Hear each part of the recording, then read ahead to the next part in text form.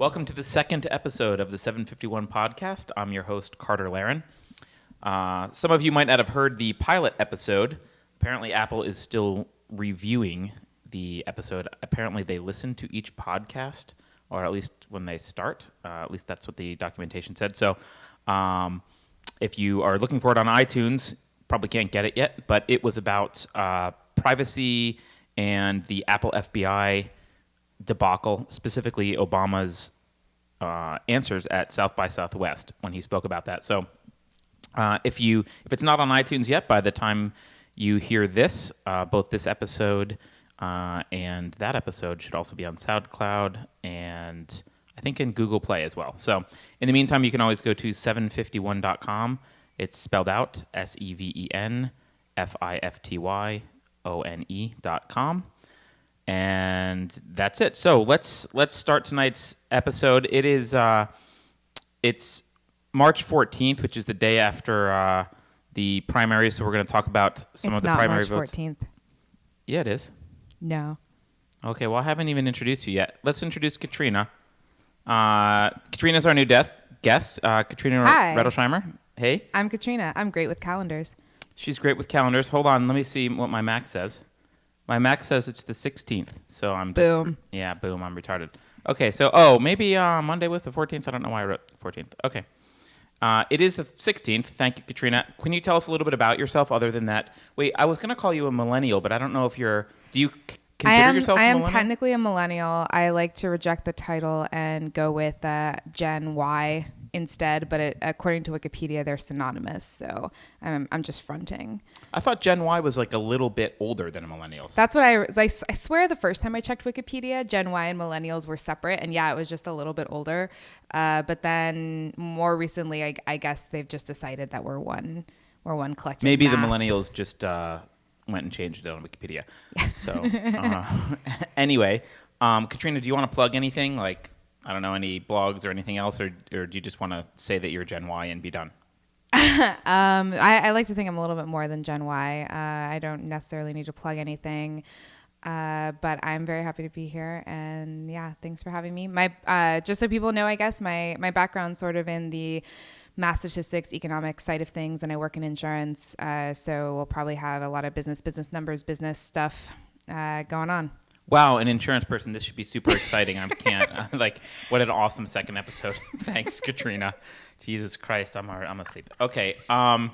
Okay, so it's not the 14th. It's the 16th. Yesterday was the primaries for a bunch of states, and Marco Rubio dropped out, as I mentioned. So we're going to talk about the primaries a bit. But before we do, Katrina requested that we deal with some of this. There's some issues surrounding Breitbart. For those of you who don't know Breitbart, it's a news outlet that's overtly conservative.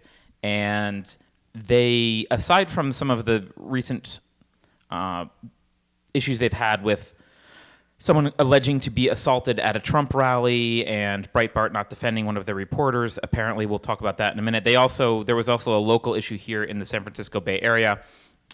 Basically, what happened? Well, actually, Katrina, do you want to describe it? I mean, I can describe sure. it. But no, I can go take ahead. it away. Yes, you guys are lucky to have a podcast episode because Carter and I were supposed to be at this Breitbart event. It was actually going to be the first Breitbart event in San Francisco, and Milo Yiannopoulos was supposed to speak there. It was going to be hosted at a venue called The Chapel, which is a place I actually haven't been before, but it's in the Mission. It's on Valencia. It's kind of a happening, part of town. People go there, people like it there. So they set up this event, and, I think quite a while ago it was scheduled, right? It was booked. I don't know. I saw it a few weeks ago, but I don't know when it was booked. Yeah, many weeks ago at least. But amazingly, on Monday, so 2 days before the actual event, the venue contacted the organizer of the event and said that he was canceling because We Are Breitbart is considered a hate group. And the reason he found this out is because a local newspaper, it's not really exactly a newspaper, but SF Gate, which I believe is owned by the San Francisco Chronicle, contacted him telling him, hey, do you have any commentary on this story about a hate group that's giving an event at your venue on Wednesday? Care to comment? Nice. Yeah. And Making the news. yeah, unsurprisingly, the owner proved to have no backbone whatsoever and was like, hey, what? I don't know. They didn't tell me. They just said they were Republicans. Well, it has since come out that the event organizers have email documentation where they stated clearly who they are, what group they were representing. He had this information weeks ago and could, it's private property. By all means, make a judgment about who you want to allow to book a venue, right? But when you agree, It's kind of shitty to agree though and then back out. correct, 2 days before, exactly. yeah. I mean, that's when it gets into it's probably a violation of his contract as well, because when he canceled the event, he claims that it was about capacity issues. But there are easy solutions to capacity issues, right? Issue Just tickets. don't let more people Don't in. let more people Yeah. in.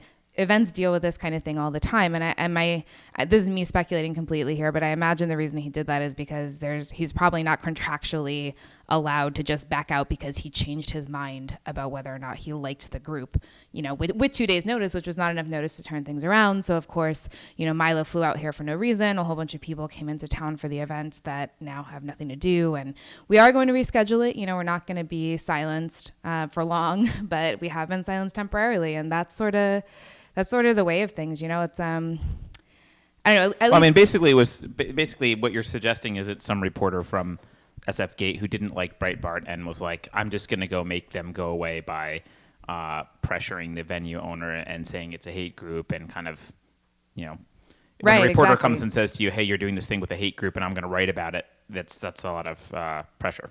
Yeah, definitely. I mean, it's tough for a venue, and you're a venue owner, right? So you must deal with this kind of stuff all the time. I mean, right? I'm more of an investor than an owner. I don't do day-to-day operations, but yeah, I imagine if someone from a major publication in the Bay Area came and told us, hey, this thing that you're doing is a hate group, and I'm going to write about it that way.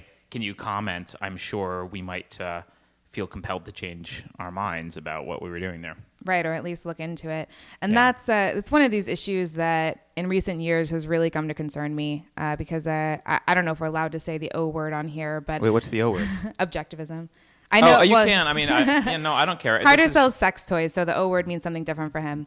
But Yes, but I do come exactly. from Right. objectivism as like a community and a background and things like that. And I've been very frustrated with the objectivist response on free speech issues because they consistently fall back on like, well, it's private property, right? Facebook starts censoring boobs and conservative speech, and Milo Yiannopoulos is unverified on Twitter, and all these different creeping definitions of hate speech are implemented in the private sector, right? And objectivists just keep, for the most part, saying, well, it's private property, you can do what you want.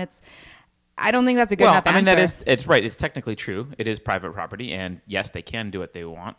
But also, we can say that what they are doing is not a good idea and say that it's wrong. So Right. And just not a good idea, but it's straight up cowardly, right? I mean, yeah, I'm the gonna issue look at I this have guy's with name so I Twitter can and say it. Facebook for that kind of stuff is more that the implication is that they're a free-for-all. So it feels like it's a free-for-all, and they kind of present themselves as being this open forum while silencing the people they don't like. Right. They want to have it both ways. Right, but they let the crazies on the other side say whatever they want. On top of that, there's bias, right? I mean, personally, I don't really, even if both fringes were censored equally, I wouldn't be okay with it. And I realize I'm using censorship in a way objectivists don't like, but deal with it. Sure. Privately censored. Privately censored. But, for me, I wouldn't care if you want to say that you are an open forum and present yourself as an open forum, then be an open forum, that you have to be on both sides. So the fact that it's biased is just sort of like an extra, kick in the shins with all of this. Yeah, but we can say that without saying that someone should use force to force Twitter to change. Like I'm not saying that you should force Twitter to change. So I'll push back a little in that. Really? Okay. I do think that there is potentially a fraud type element, right? If they present themselves as though Maybe. I think, for example, in a court they would win that, I think, though. I could be wrong. Yeah, I'm not a lawyer, and I certainly don't know anything about the laws kind of governing this stuff. But for people like Milo, for instance, whose business is very heavily dependent on Twitter, and they have this identity, and they built up this thing, and he has these terms, right, that he's supposed to adhere to, and according to him, he didn't violate those terms when he got unverified, and he gets no explanation as to why.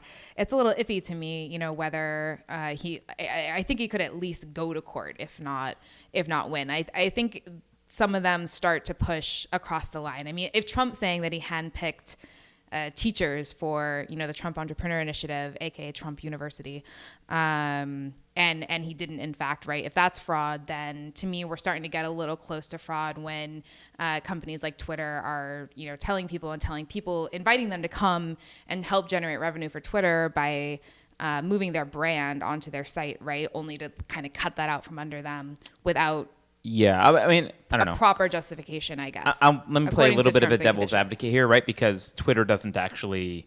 I've never seen Twitter say, hey, we're a free forum where anyone can say anything they want. And who knows? I haven't read the terms of service. It's probably they can, they probably own my firstborn child, technically. Whether that's legally enforceable or not, I don't know. But I would certainly agree that it's wrong and shady to do what they're doing. Whether or not I would argue that there should be legal ramifications, I don't know. I think that would be tough, and frankly, I would be worried about the precedent that would set. Yeah, fair enough. Regardless. But in the actually, lame do you and consider shady, yourself like a conservative and Breitbart person?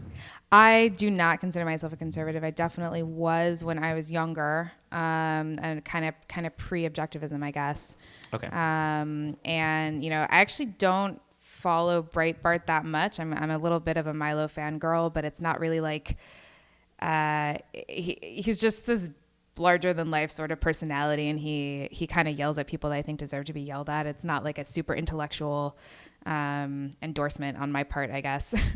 Yeah, I mean, he's for those who don't know, he's at Nero on Twitter, and he is a gay conservative Brit with dyed hair who's very well dressed and quite funny, but he also has built a brand basically around, as you're saying, saying things people don't want to hear in a very shocking way, and going after social justice warriors. Yeah. He was involved in Gamergate and all that kind of stuff. He's a big anti-feminist, pro-men's issues. In fact, you told me something very interesting about him earlier that I didn't know, that he started a scholarship for white men, right? Yeah. Straight white men or all just white men? I think it's just all I think it's just all white men, which is pretty funny. I think it's called the Privilege Grant. Yeah. But yeah, so he does that branding. kind of what? He's got great branding. Yeah. Yeah, I mean he does that kind of stuff that gets in your face and is kind of making a point. Right. And whether you agree with him or not, I think most reasonable people would agree that he should be able to say what he needs to say or wants to say on Twitter and on other platforms. But I guess, or in events where we paid for the venue and booked it many weeks in advance, right. And when you had But I guess plenty most of people aren't time reasonable. to decide that. Yeah. So on that note, Jack Knowles, that is the owner of the chapel. You are a coward, and I hope I get a chance to tell you that to your face sometime. Well, don't want to sound like a dick or nothing, but it says on your chart that you're fucked up. Okay. Well, wait, is there anything else we wanted to cover on Breitbart? I guess there's the Michelle Fields thing. Should we talk about that at all or no? Yeah, good little segue into, our first candidate. Of course, you have to cover the Trump first. Okay, right? so let's do that. Hold on. Let's just switch to talking about Trump here for a second. So as I mentioned yesterday, which was not the 13th, but was the 15th, yesterday was the presidential primaries in a number of states, and the results were, I think many people were surprised at how well both Trump and Hillary did. But let's talk about the Republicans first. Basically, Kasich, I don't know how to say his name. I don't care. He won Ohio handily, but Trump won everything else, including Florida, where he basically kicked Marco Rubio's ass. So Marco Rubio was like the Florida was his state, right? He was a senator, and he expected to really do well, and Trump just crushed him in Florida. Yeah, it's almost like Rubio's a lightweight or something. Yeah. But he does, at least his hands are big. Yeah, so I mean, Trump really did well. I think, however, just talking about the Republican primaries generally, Kasich's Ohio win does make it a little bit more difficult for Trump and suggest that there might be a contested convention. But let's Trump has right now, as of this recording, 673 delegates. He needs 1,237 to get the nomination. The next person after Trump is Ted Cruz with 411, and then Kasich with 143. I'm just going to alternate between Kasich and Kasich, and half of them will be right. So, Actually, so Trump, it's Kasich. Yeah, right, Kasich. Trump can do it, but he easily could end up in a contested convention because Rubio's out. The guess is that a lot of his supporters will go to Cruz or what'd you call him, Kasich? And if that happens, then Trump could very well not get to the 1,237 he needs. And I guess the race is more interesting and unknown, but it does look like Trump has clearly got a pretty viable shot at becoming the Republican nominee. So in terms of Trump and Breitbart, which is why we started talking about this, so everyone, I think we've all heard all of these stories in the news lately about how the Trump supporters are all white supremacist. Yeah, definitely racist. Yeah, they're all racist and they're all violent, and the Trump rallies are very violent. And you can tell how racist I am from my voice. I'm also male and from the South. What do you mean, you people? Yeah, I mean, so they're all racist and they're all violent. But Trump, the other thing we're hearing is that Trump is inciting this violence. Right? People are talking about what he's saying on stage, and this kind of all came to a head as far as Breitbart is concerned, with a conservative reporter named Michelle Fields, who claimed that someone at the Trump rally assaulted her, and she and Ben Shapiro, another conservative reporter at Breitbart, ended up resigning over this issue because they didn't feel that Breitbart was supporting them enough. And Breitbart has, I think, explicitly endorsed Trump and said that they're pro-Trump. And as far as I know, Michelle Fields and Ben Shapiro are not Trump fans. So there could be something a little bit deeper here. But the ostensible reason is that she was allegedly assaulted at this Trump rally. So, I mean, what have you heard about this, Katrina? And maybe we should talk about some of the facts, because I have heard from a lot of people. And just to be clear, I'm not a huge Trump fan, although I do like to have accuracy in reporting. So I'd like to hear, I'd like to maybe talk about what's actually happened. Do you want to talk about some of the history you were telling me about, and maybe we can even listen to some of the things that Michelle says? Sure. So specific to, obviously there's a bigger issue that's come up with the Trump rallies, and mostly Sanders, as I understand it, protesters showing up and causing disruptions. Potentially this has led to some heightened security concerns. Trump, even before all this was happening, was one of the few primary candidates given Secret Service protection. That's not a given, most of the time. Right. But I guess he has enough people showing up at rallies, or he's controversial enough that they decided to give him protection. Correct. Yeah, that they decided to give him protection. So the guy literally does not leave his house without wearing a bulletproof vest, and hasn't for basically this whole election. Okay. So there are a little bit of background, right? So at a rally, Michelle Fields was there, and I can't remember the name of the town. It was in North Carolina. Well, we can look it up right now. So it looks like it's Jupiter, Florida is where this rally was.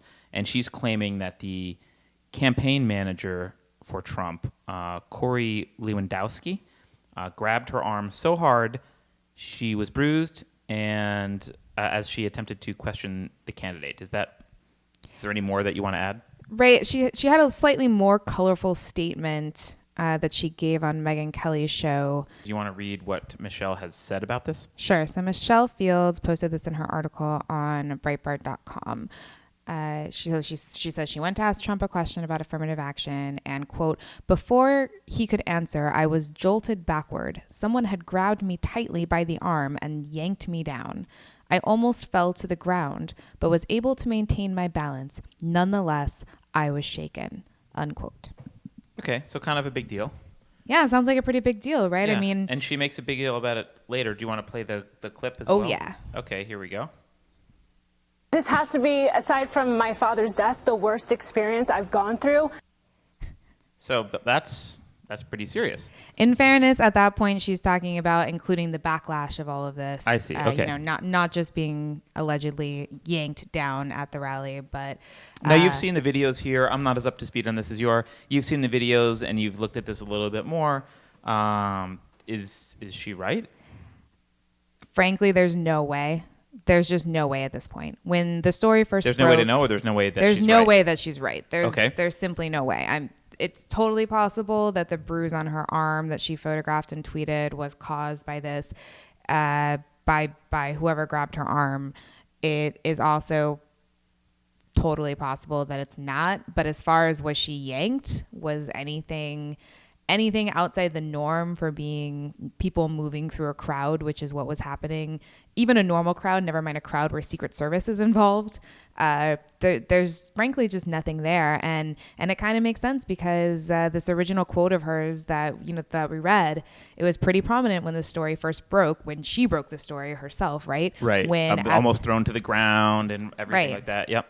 Suddenly they're not repeating that anymore, right? They're not talking about that part anymore because now multiple videos have come out and they don't confirm that part of the story. Yeah, so I mean, I looked at the videos with you, right, and it kind of looks like just there's some guy moving through the crowd in a little bit of an aggressive manner, how you move through the crowd, you grab people and just kind of move them out of the way. Yeah. Sure. And was it a little bit rude? Yeah, it looks like maybe he was being a little bit of an asshole, but I honestly wouldn't I don't even know. go that far. I don't know what he was doing. Maybe he was. I don't know. I looked at it and I was like, "There's someone who needs to get somewhere. Maybe they're important. Maybe they're running for president. Who knows?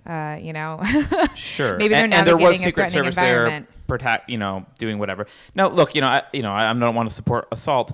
So let's look at the other side of this a little bit. There's a reporter who's claiming that he is a witness and that she is telling the truth. Correct. The Washington Post reporter. Right. Yeah. But again, the video kind of shows that if she was assaulted, let's put that in air quotes, it certainly wasn't as bad as she said. Now, the real issue, though, I think the reason that this is a big problem for people isn't that this particular little thing happened, is that it's that the violence of Trump rallies has been in the news a lot, and people have been accusing Donald Trump of inciting violence. And, this is just kind of an example that people can point to. Now, we can get into a whole discussion about how when people are assaulted by the left, it's never really reported at rallies or anything. But let's put that aside just for a second and talk about this issue. Is Trump inciting violence? Because you and I discussed it really briefly. We haven't talked about the elections at all yet until a few minutes ago before we started. So I don't actually even know where you stand on everything. But you were telling me a little bit about the research you had done there in terms of Trump's inciting violence. And do you want to kind of mention that or talk about that at all? Sure. Yeah. So it's a bit of a challenge to do because so many accusations get thrown around. And if you really want to see the whole picture, all you can do is watch the full 90 minutes of every rally that he's had, because that's the only way to get the full context, right? That's the only way to see, it's easy to get to the point where someone started throwing punches and they're getting ejected by security and Trump makes a comment about it. It's easy to pull that out and say, look, Trump's inciting violence. It's another thing to see from the beginning of the rally to see what kind of disruptions are going on, what is like the cumulative effect that he's responding to. And that gets cut out by, people like Rachel Maddow making their little segments, right. Splicing these things, taking kind of the worst of the worst seeming things out of context, which from my perspective are not actually even bad. Well, so let's talk about that for a minute, because there is a difference between how Trump talks about protesters at his rallies and things and how other candidates do. Now, to set context, I think, and correct me if I'm wrong, but based on what I've seen over the years, candidates on both sides often have security guards. And if you're disruptive at a rally, guys with muscles move you out of the rally. Muscles and guns, yeah. Yeah, and that just happens. It happens at now. It actually doesn't happen as much at. I don't think it happens as much at leftist rallies, because conservatives generally aren't as disruptive when they protest. They generally don't make a big stink, at least from what I can tell. By the way, just to remind listeners, I'm neither a conservative nor a liberal, so I I don't have a horse in this race, but conservatives tend to protest by, writing articles or being annoying on Facebook or something, or maybe they show up and hold the sign. They don't generally smear themselves with red paint and scream at people and try and bully their way around in rallies. Sometimes they do, obviously, but to a less extent. So we don't see, you don't see as much of this, but if you go to a Bernie Sanders rally and try and make a big stink, you will get forcibly removed by security. Yeah, one would have to assume, right? I mean, we don't I even have to haven't assume. personally We're sure of tested it, that. but Yeah. that seems to be how these things work. So, but the issue, but Bernie doesn't say, like, other candidates, even on the Republican side, don't really say anything about it. They just kind of pretend that it's not happening Correct, yeah. or whatever. And we Trump don't see doesn't. it on video because the cameras are pointing at the candidate, right? Right. So you see everything Trump's saying, but no one's pointing a camera out at the audience and seeing what's going on out there. So it's really difficult to sort of even assess whether Trump is dealing with unprecedented levels of disruption compared to other candidates, or whether they're typical levels and he's just choosing to handle it differently. Right. Which is separate from the question of whether how he's handling it is good or bad. Right. So I think we would reasonably have to assume that, well, and we don't have to, but I think it's probably unlikely that protests are being handled any differently at Trump rallies than they are at any other large gathering where there's disruptive people. At least from the security removal perspective. Yeah. I think that's fair. fair. And then there are cases I know where people have actually started throwing punches first and then been removed, and the video that shows up online conveniently doesn't show their initiation of force. It only shows the security guards using force to remove someone, and people make a big stink about that. So, I would guess that probably the violence at the Trump rallies isn't really much different than anywhere else. However, I think the thing that people are really upset about is his treatment of it, right? Because everyone else kind of ignores it, and Trump is like, yeah, I want to punch him in the face or whatever he says, right? And that's unusual to hear from a candidate, frankly, and I think it's scaring a bunch of people. I have an opinion about that, but I'd like to hear, frankly, Katrina. I've missed your rants. Yeah, I've missed your rants, so please rant for me. All right, I'll give it a go. Well, let me address a sort of specific segment of the population's reaction to this, we'll say, right? So coming from objectivism and all that, I see a lot of people from objectivism. I see a lot of people from libertarianism, and on the right, a lot of people who historically have been sort of very pro self-defense, pro guns. They'll be very outspoken when liberals want to take your guns away and things like that. And then all of a sudden, this thing happens, and there are people who are initiating force against you, and someone says, yeah, I want to use retaliatory force. And suddenly that's not okay. And I'm struggling a little bit with figuring out exactly what it is that they think doesn't make it okay. Maybe it's the political context. Maybe it's somehow you're supposed to be above that kind of behavior, although I don't understand what it means. I mean, if someone broke into the president's home, is he supposed to be above? Yeah, I mean, back? so you and I both are Stefan Molyneux fans, and he has a way of describing this, which I really love, which is, it's, I'm gonna kind of butcher it. He says this much more eloquently than I do, but he basically says, look, it's actually wrong to have higher moral standards than the people that are interacting with you. So if they're treating you really poorly, if they're hitting you, you're not doing anyone any good by taking the moral high ground and not hitting them back. Right. So you basically, and I think a lot of people understand this, right? If someone walks up on the street and starts beating the shit out of you, you don't turn the other cheek. As much as we like to, in much as this is a Christian culture and everyone likes to talk about Jesus, you hit them back. Right. And so, but the thing is, even Bernie Sanders is hitting back. He's hired security guards who are hitting back and pulling people out of, and I'm not citing a specific example. I'm just, if you want to test this, go to a Bernie Sanders rally and start throwing punches. I guarantee you'll be escorted out violently. So, but he wouldn't say anything. He doesn't say anything about it, right? Right. Trump is actually just saying, basically, yeah, you're going to come in and use force against us. We're going to use force against back you. We're going to use force back against you. Right. And I want to punch the guy in the nose. And frankly, if you're holding a political rally at a venue that you've paid for or have an agreement with, and it's your event and it's private space and a closed event, you should be allowed to escort people forcefully, using reasonable force, not punch them, but you should be able to escort people for any reason, right? Now, it's weird to me that the left feels like they should be able to interrupt and yell without getting forcefully removed, whereas if someone on the right were to show up and do that to Bernie Sanders, they would probably be forcefully removed by the crowd. Right, to say the least. It kind of calls back to what you were talking about earlier, right? Where, that our Breitbart event was canceled, but it was the venue owner who decided to cancel it. And he has, the right to do that subject to the terms of the contract. And if you're talking about a Trump rally, if people didn't buy tickets to go, especially, right? So they have no right to anything. They have no right to be there, right? It's whoever paid for it. And in this case, that would be Trump, self-funding his campaign, people. He gets to kick people out. And, so that doesn't necessarily fully answer the question of whether it's moral or not. But that is why I say that these disruptions are the initiation of force. I think some people, that's an extreme statement. I don't think people necessarily immediately see how that's true. But it is. It's one thing you're walking on the street, it's public space, other people can be there and they're not initiating force until they hit you. But if they come into your home, right? Or they're initiating force by coming into your home. By coming into your home, yeah. Or if you invited them into your home and then they start waving their arms around and, yelling and doing things that you find unpleasant, you ask them to leave and they don't, then they're initiating force. And if you don't do something about it, I don't know. I'm just starting to find it a little difficult to have sympathy for people who won't stand up for themselves, right?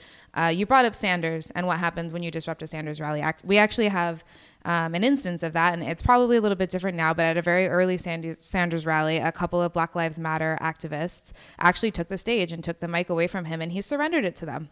And he walked away. And, so I'm wrong. He doesn't he's forced to remove people. I'm not sure now. Again, I'm not sure if people are just not protesting or if they're going and being more surreptitiously removed. But he did, hand over the mic. And to me, that is incredibly pathetic.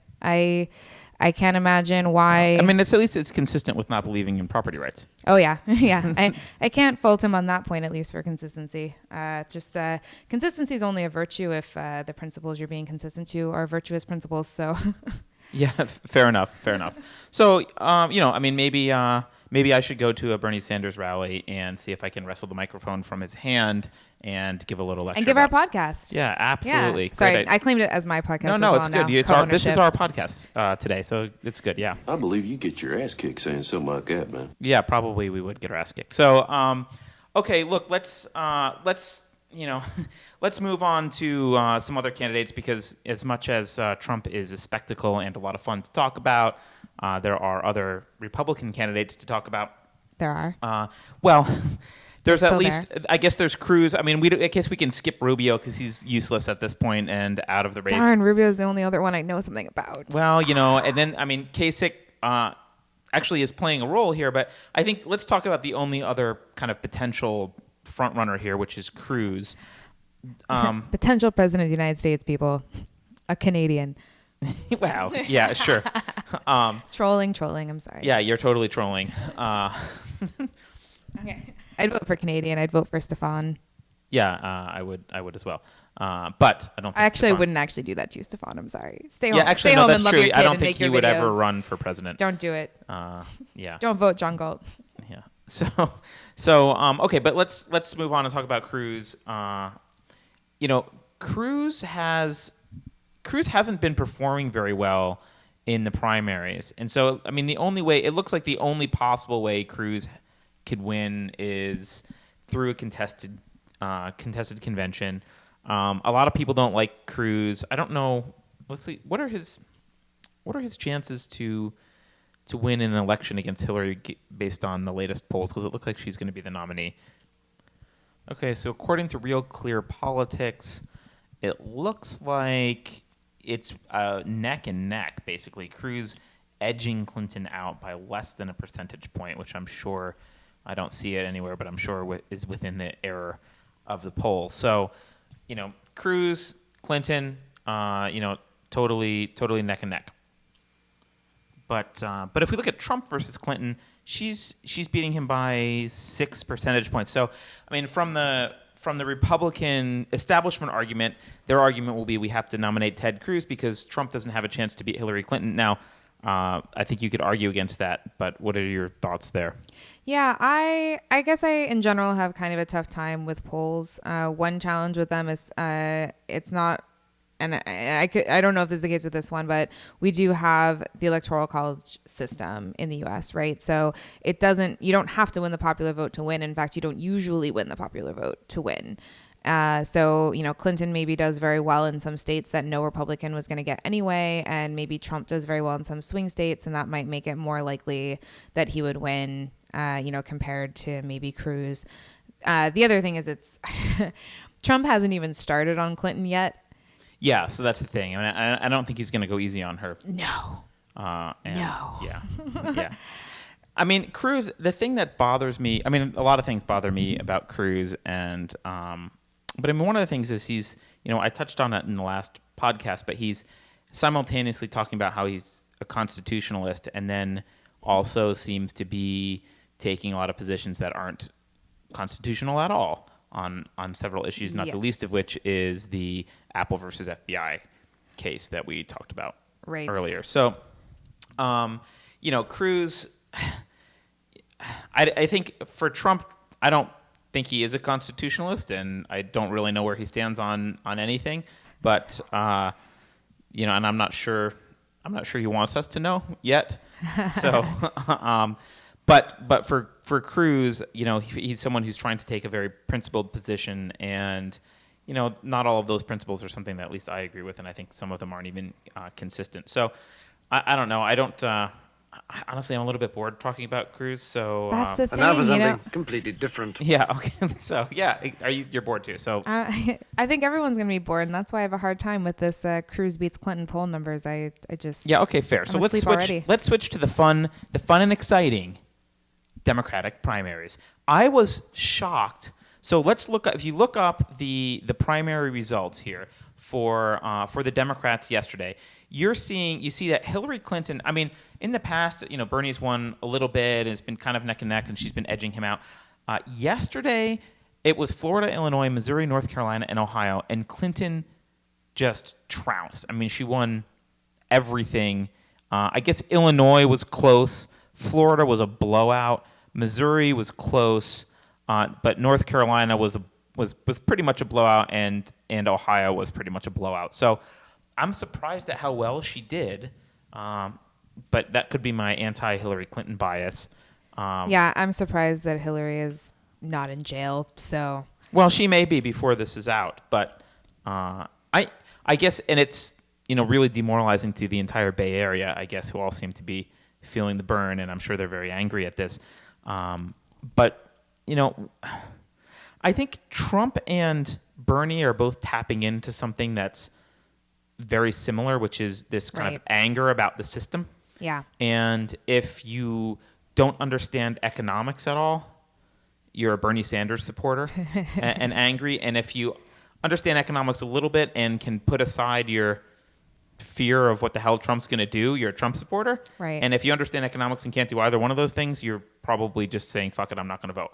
So, I think in Bernie's case, this whole idea that he's walking around saying, well, it's democratic socialism, it's not socialism, which is like, okay, so you voted for socialists. It's not really any different.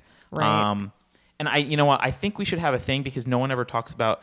Everyone's always afraid to talk about Hitler on the internet. I think I'm going to try and invoke him in every single podcast. Can you remind me, Katrina, what was the Nazi Party's name again? It wasn't exactly Democratic Socialist. It was National Socialist. Yes, National Socialist. National Socialist. That sounds right to me. Yeah, I think it was the National Socialist. And but was Hitler elected? I don't remember. I think. I'm kidding. I totally remember. I think there was a vote. Yeah. Yeah. No, he was totally elected. Hitler was elected. So look, I mean, I don't think Bernie Sanders is Adolf Hitler. So don't go saying that, anyone. But this idea that socialism works, and the whole idea that it works in Europe, in kind of the Scandinavian countries, is just patently false. I mean, they gained their wealth when they loosened up their economies and became more conservative, and then as they start to tighten them, They start to live off of the success from their conservative days and start to go into debt just like the United States. So, I mean, there's no actual evidence that supports socialism anywhere in history when you actually look at kind of the long-term effects on a country. So it's kind of shocking to me that an avowed socialist is even getting any kind of play. And I'm wondering if that's the thing that has stopped Bernie from beating Clinton. I see what you mean. So you think that there's enough of an element that's still, as much as we might see maybe among the younger crowd, the student loan crowd or the Bay Area crowd, this seemingly sincere enthusiasm for pure socialism, that the majority of the population, wants some sort of middle ground. And Clinton seems like that middle ground. Yeah. I think, look, there's a lot of people who will just never vote Republican, especially when you've got, when you've got someone like Trump looking like he's going to be the front runner. Because Trump scares a lot of people, frankly, just because he is arrogant and doesn't shy away from saying he wants to punch people in the face who are disrupting his rallies, and says a lot of things that when taken out of context can be used to amp up hysteria a lot. So, a lot of those kind of people are never going to vote Republican if they see Trump there. So, then they're going to turn to the Democrats, and I don't think Hillary Clinton is very many people's first choice, but I think they're looking at it like, well, maybe they're afraid of the word socialism, and so Hillary is kind of what they have left. But the difference here is with Bernie Sanders, he's really popular among millennials. Okay, so here we are. So even though Clinton is kicking Sanders' ass generally, Bernie beats her among millennials 54% to 37%. So, I think that tells you something about the next few elections, right? In that maybe there are a bunch of Democrats or moderates voting Democrat who don't like Sanders because he's talking about socialism. I think the younger voters don't seem to care about that, and maybe in 8 years there'll be enough support that someone who says they're a democratic socialist can win the Democratic primary. Right. Well, I think part of the question is really going to hinge on the economy on that one. Reason being, people tend to become more conservative as they get older in general. But part of the reason that happens is people tend to start out in life, not particularly wealthy or with a lot of debt, needing to take on loans in order to sort of get a start in life. And then once they've gotten to positive net worth territory, their priorities kind of shift. Once they start having kids, their priorities start to shift, things like that. But what we see with the millennials and what seems likely to continue is, high rates of unemployment, not necessarily actually getting these jobs, therefore not getting out of debt, not having kids until much later. This typical move to the right that happens as people age is maybe not going to happen. And even though our population isn't expanding the way that it once did, at least not through, births of native-born people, it's, the immigration patterns that are happening are also all sort of in favor of the Democrats. So that part of the population is clearly only going to keep growing. And maybe it's not Sanders 2016, but it could be, Sanders 2024. Yeah, I think he'll be in a crypt by then, but yeah, sure. Or some Sanders proxy, right? Because, right. I think we could have an entire show about education, but you've got a lot of these you've got a lot of these millennials who are told that going to school will give you a job that will pay a lot of money, and so you should borrow a lot of money to go get a useless degree in college, and you can go major in social justice or and then get a job in social media. Right. And so, and then Instagrams for a living. Right. I just want to write memes, but the CEO of Yelp won't let me do that. And he has bad snacks in the snack room, right? You've got this attitude that, hey, I did the things I was told I needed to do. And to some extent, it's millennials are really only responsible for being gullible, right? They were told many of them, you go to college, it doesn't matter what you major in, you'll have that piece of paper and then you're going to have this dream job, and that's never been true ever. and it still isn't true. And what's happening is, they are going and getting useless majors. I mean, if you go to major in something like social justice, the fact of the matter is, as important as you might think that is, and we can have an entire show on how unimportant that is later, but even if you think that's really, really important, by the way, I really feel like I run a rant on social justice, so stop me, but I think social justice is an oxymoron. There's justice, and there's society. But, read Thomas Sowell, people. Yeah, fair. But anyway, you can go and major in social justice, and you might think that's really important, and that's fine, but the marketplace doesn't value. You can't provide a lot of value with expertise in social justice, right? So, if you're not going and majoring in engineering and learning how to code, or majoring in chemistry and going to work for Pfizer or something, when you don't produce value for society, you don't get a paycheck in return. And so it's really hard to go major in a useless major and then end up expecting that you're going to go get a nice paying job, and really you're at McDonald's. And you're hitting on something that for me is really fascinating about the American brand of socialism, which I do think has sort of arrived at this point. But traditionally under socialism or under communism, you're supposed to be serving society, right? You're supposed to be serving society as a physics PhD digging potatoes because society really needs potatoes right now. But in the American brand, it seems to be the opposite. It's society needs to serve you, right? You need to be able to get whatever kind of job you want, doing something of no use to anyone. Basically right. Just entertain yourself, and that's kind of interesting because, like you were saying, I mean, the capitalist principle, right, which is viewed as selfish and self-interested and all of that. Well, you don't get anywhere if you don't convince other people to voluntarily support what you're doing, with their own money that they made by convincing other people, that what they were doing was valuable. And it's not about it's not like you're obligated. I mean, sometimes people talk about this stuff. They're like, go learn something useful, go learn that, go learn this, go learn that. You don't have to do that. You can find a way to convince people. Please don't go to the government and get a gun and force me to support, your social justice warrior job or whatever. But if you want to make, I don't know, a popular website and turn it into a career where people, want to come see you. I don't like it. I'm going to fight against, you and try to convince people not to agree with you. But I'm not going to physically stop you and no, absolutely, more power to you, basically, right? Like that's how you do. I mean, yeah, it's and what the if we're coding totally jobs wrong? were invented What too. What if we're totally wrong and pushing for some of these social justice or even diversity reform agendas in corporations? What if we're totally wrong?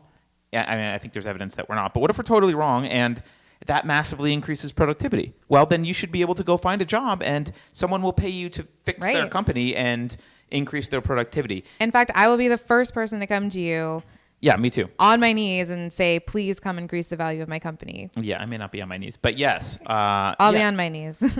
Absolutely. So, I mean, so we have this group of people who are, going and thinking, I just need to go get this piece of paper and everything will, everything will be fine. Now there are plenty of tards out there living really kick-ass lives. Yeah. So, I mean, the other issue, though, is this, and Stefan Molyneux has spoken about this, and I think it's worth pointing out. If you look at the value of a college degree, it's a large percentage of that value is really in the fact that you got into college, right? It's somewhat of an intelligence test. You're not allowed to issue, in the U.S., it's very difficult as an employer to actually require an intelligence test in order to hire someone. There's laws against it. Now, the Army is allowed to do it, and they do. And actually, the police are allowed to do it, and they're allowed to filter out people now who are too smart for the police, which is funny. Oh, yeah. Fun times. Yeah, but as a private employer, you're not allowed to deliver an intelligence test. And if you think about it, let's say you're into social justice and you think the system is rigged against certain classes of people. An intelligence test is actually the most accessible, cheapest way to let people with no resources get decent jobs. I mean, you can have no educational background and not have afforded to go anywhere, but be a smart person and go get a job somewhere. If an intelligence test can be one of the main criteria for employment. Right. And I mean, the beautiful thing about IQ tests is they have nothing to do with education at all, right? We give them to 2-year-olds. Here's what they do have to do with education. the SAT is a proxy for an IQ test. So getting Correct. into a good university basically just means you have a higher IQ. And instead of letting someone spend zero money and just go prove to an employer that they have a higher IQ by taking a test, you have to prove to an employer that you have a higher IQ by going and getting into Harvard and spending hundreds of thousands of dollars and going into debt. And you take that piece of paper to an employer, and the employer basically uses college as a proxy for IQ.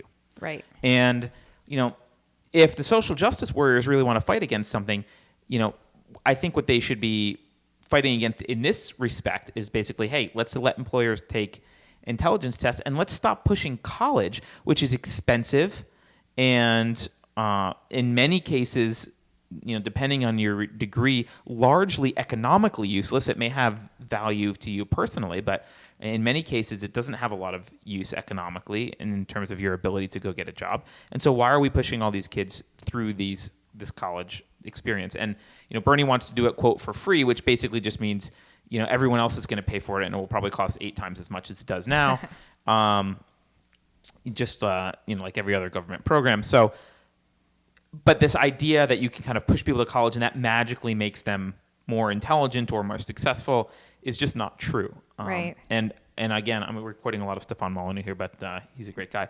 By the way, you can go to FDR url.com and listen to his podcast and donate to him if you agree with him, or even if you don't, I don't care, donate to him.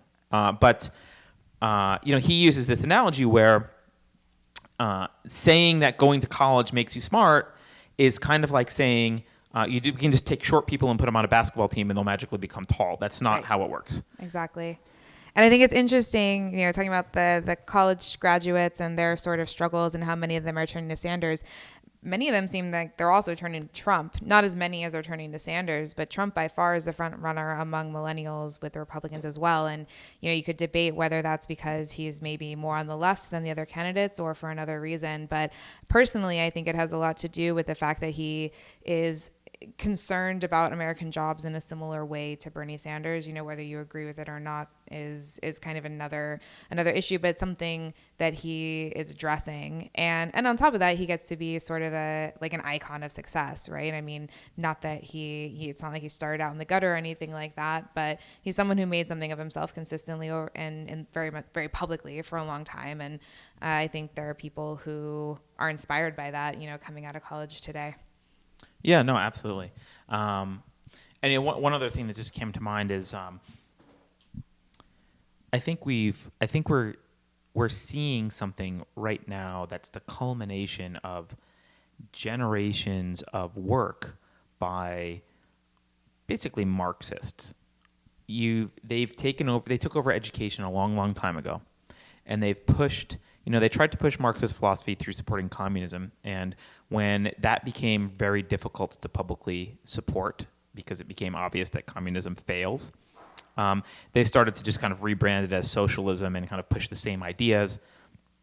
And, that kind of philosophical change takes quite a long time, and I think we're finally seeing the kind of graduating class of this educational product of education, of government education, which is it's taken generation after generation after generation of raising people with Marxist/socialist ideals, sending them back into academia, having them raise people, and we're kind of finally that it's flowering, so to speak, into this generation of people who think socialism is a great idea.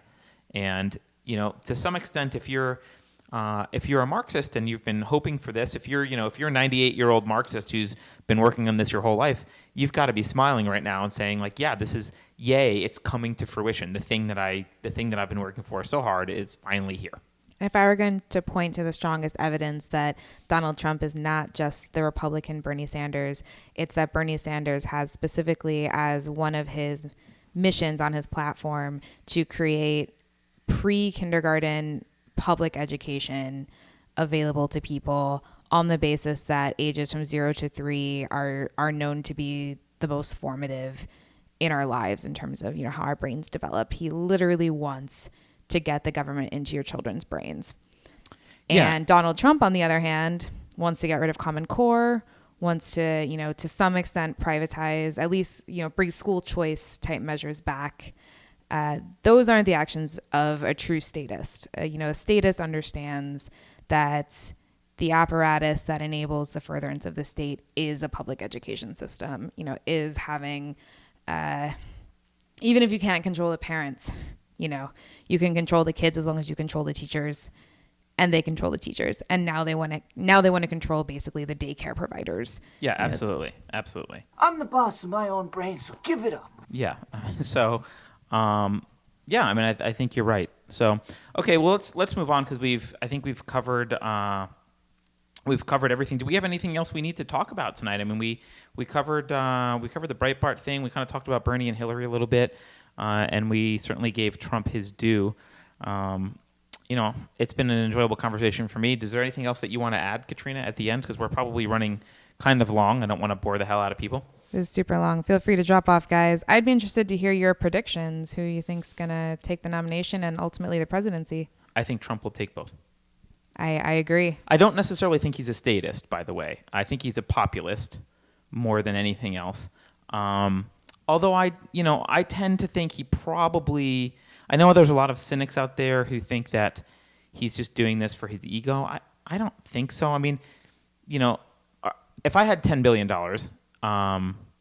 and, okay, people argue maybe he doesn't have $10 billion, he has $1 billion or $2 billion. Fine. If I had $1 billion, right, I don't think I would want to run for president. It kind of sucks. It would be a lifestyle downshift to have to be in the fucking White House and Secret Service and, work on all these hard problems all the time. And, there's other stuff I'd rather do. Having to be, in front of the media all the time and be beholden to, not beholden to, but having to constantly explain yourself to the public and dealing with a bunch of difficult issues and have your private life thrust into the public spotlight and have your life just dissected and everyone talk crap about you all the time. I mean, that would kind of suck. And he doesn't need, it's not like it doesn't like Air Force One impresses him. It's not like he gives a shit about the lifestyle because he already has that lifestyle. So I think he's probably running because he thinks he can do some good. Now, I wish that he were more philosophically sound. Definitely. I think he's just kind of a pragmatist, but I don't think he's doing it for his ego. And I think the reason that I think Trump can win, even though the polls that we just showed say that Clinton wins in a general election against Trump, is precisely because I think he's been very careful so far, which I know is weird to say about him because he seems very sloppy, but I think he's been very careful so far about where what stage of the election he's in and who he's talking to and how he's talking. And I think, he's speaking at like a fourth grade level right now to, a certain segment of the population that he knows he needs in order to get to where he wants to go. And my expectation, and I could be totally wrong, but my expectation is that he will step it up intellectually just a little bit between now and the Republican convention. And then once he's the nominee, I think he'll step it up even more. And, I would hate to be Hillary Clinton on stage against Donald Trump because he's vicious and she is not. I actually think it would be easier for Bernie against Trump because, I agree. Bernie's consistent. He's, I know that, people don't like to, people on the right don't like when you compliment him and say that he's kind of consistent and honest. But, the guy, Bernie's pretty consistent. He's certainly nowhere near as dirty as a lot of the politicians that you see generally. He's just wrong and bad, but he's consistently bad, and he's got bad principles, and he stands by them. And, I think people admire someone who stands by principles, even if they're the wrong principles. And so I think Trump might actually have a harder time with Bernie, whereas Clinton is just clearly just also a pragmatist grabbing for power with way more dirty laundry than Bernie has. I mean, there are so many skeletons in her closet, both literally and figuratively, some would argue. The skeletons have skeletons. Yeah. So, I mean, look, I don't want to be a conspiracy theorist. I don't think there's actually any evidence, beyond a reasonable doubt evidence there. But, clearly she has done some pretty shady things. even if you just look recently, I mean, I've written about this actually in about her issue with the email server. If I had been, I used to have a government clearance, I used to have a government job, Right. and if I had mishandled classified information the way that she has, I would be in jail. Yeah, you and I would never have met. No, I would have been in jail, and I may have been tried for treason. Right. And so, I think people kind of, as much as everyone says, well, we don't stop talking about the emails and it's a non-issue, I think it is an issue, and I think, and that's just one of many issues with Hillary Clinton, and I think he's going to be vicious about that issue, and she may very well be under indictment during the campaign. Maybe not, but the fact is, she's calling Snowden a traitor for taking a bunch of classified information and not really even publishing it, just giving it to some reporters quietly. There's not really any evidence he gave it to any foreign governments. Right. But, she's calling him a traitor for that. And at the same time, she basically took a shit ton of classified information and made it accessible on a server that had no security. I mean, I'm sure it had some, but compared to the security that the U.S. government places around classified information, you might as well just round to zero. Correct. Right? And so it had basically And then no named security. it clintonemail.com, I believe. Yeah, something like that, right? So, and we know it was hacked, and we know that foreign governments got that information, and we don't even know how much and what they got because she deleted a bunch of emails. So, it's a way worse problem. And for people to kind of gloss over that and think it's not going to affect Hillary Clinton, I think is naive. I think Trump can just really go to town on that and yeah, he's got a way of forcing people to talk about this stuff, and he gets the mainstream media to talk about it without them even realizing that they're talking about it until it's too late. And yeah, it's just, I think it's going to be a beautiful, beautiful thing to watch. I'm excited. Yeah, I mean, in terms of a circus, again, I mean, I'm an anarcho-capitalist, as are you. Right. Electing an overlord to be my slave master isn't on the top of my priority list. But I think it'll be a quite entertaining campaign. Certainly, at the very least. And for me, it's more than entertainment. Honestly, I find it hard to be anything other than optimistic about a Trump run and a potential Trump presidency. The thing I fear most is the slow, pathetic, sad, endless slide into bland, East German socialism, right? Where all the color slowly seeps out of my life, and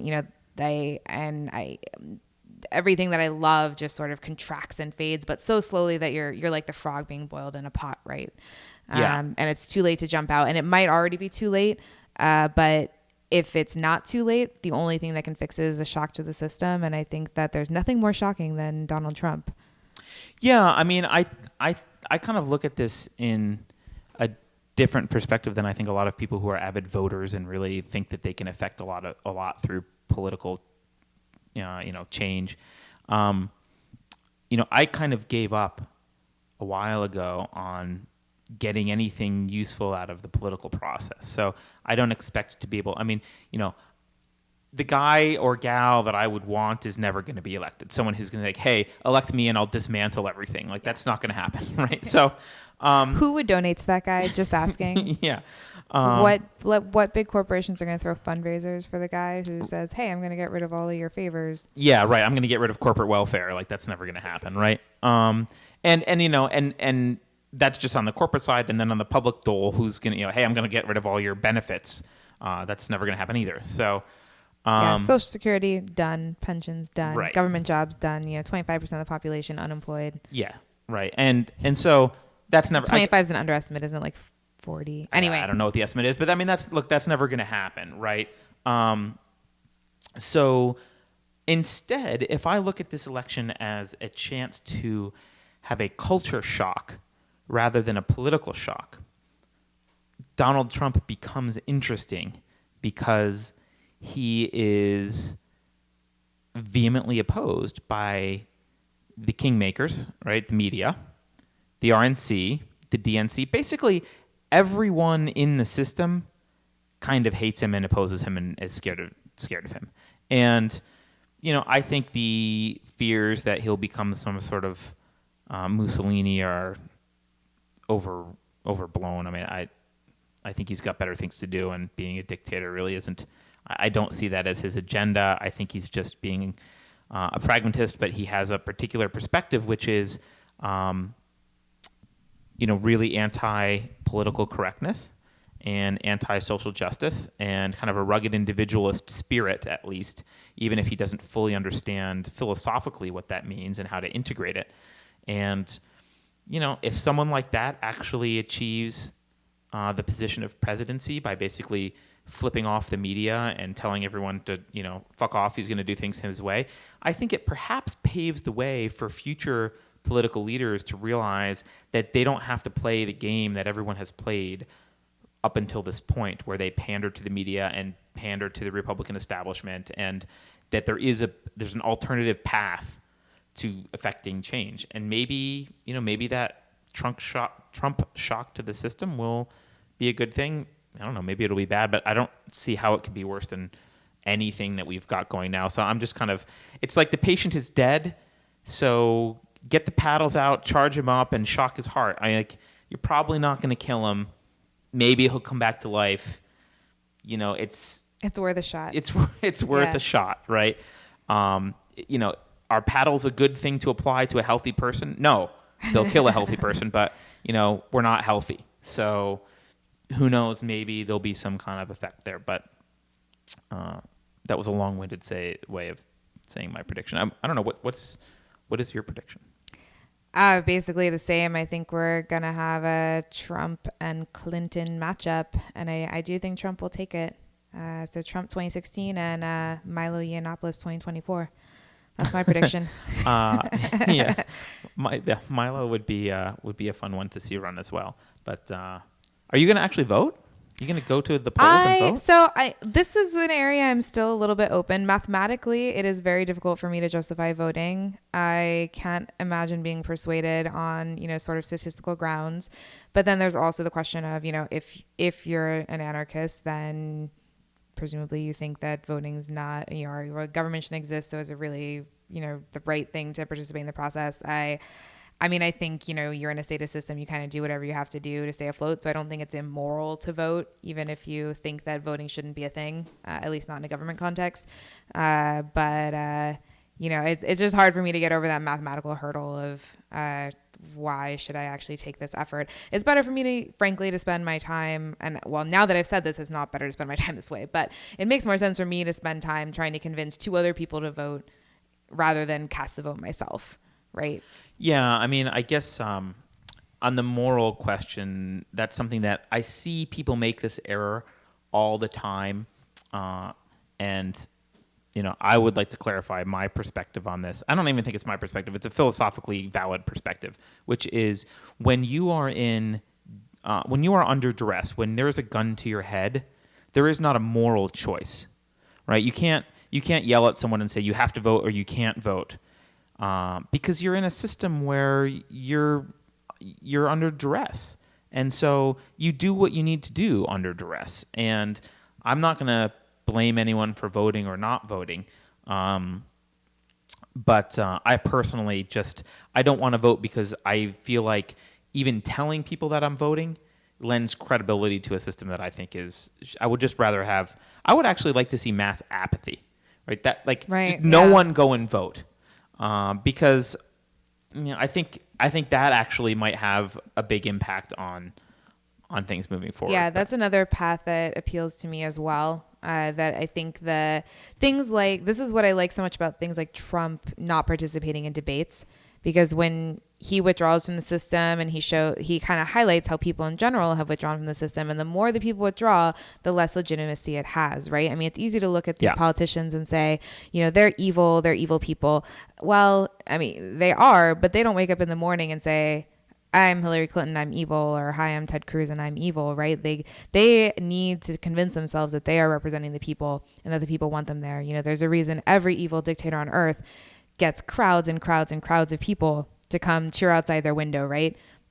who are they trying to trick? They're trying to trick themselves. And if we withdraw from that system, we withdraw that sanction, like Ayn Rand would say, sanction of the victim, essentially, then that facade kind of crumbles, and they can't get up in the morning. They can't look themselves in the mirror when it's so clear that they're not doing what they claim to be doing, which is representing. Son of a bitch.